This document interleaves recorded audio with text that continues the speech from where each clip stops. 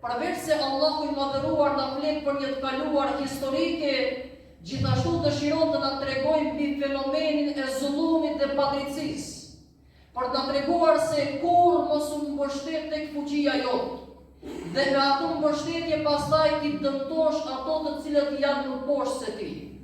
Nga se dije se ai i cili ka lidhjen e fortë me Allahun e madhëruar, edhe nëse mund të duket në shikimin njerëzor shumë i vogël, ai është shumë më i fuqishëm se ti që ka verbuar të mashtrimi që mund t'jesh i pushtetshëm.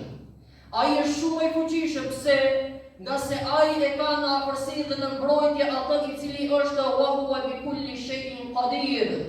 Ai Allahu që është i plot fuqishëm për çdo send.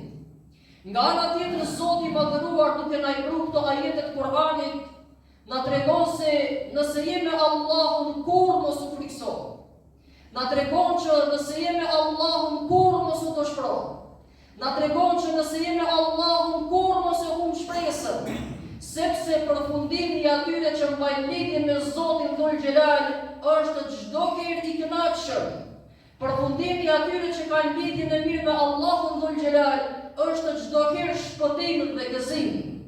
Nga ana tjetër, ai i cili mund të mashtrohet me pushtetin e tij dhe abuzon me pushtetin e tij për të kaluar mbi kurrizin e atyre që janë në pushtetin e tij, le ta di mirë se sado çka mund ta mashtrojë pushteti i tij, përfundimi i tij do të jetë shumë i dhimbshëm, nga se ai mund të mashtrojë dhe mund të kalojë në mesin e njerëzve, mirë po ai nuk mund të kalojë përtej rregullit të Allahut Dhul Xhelal.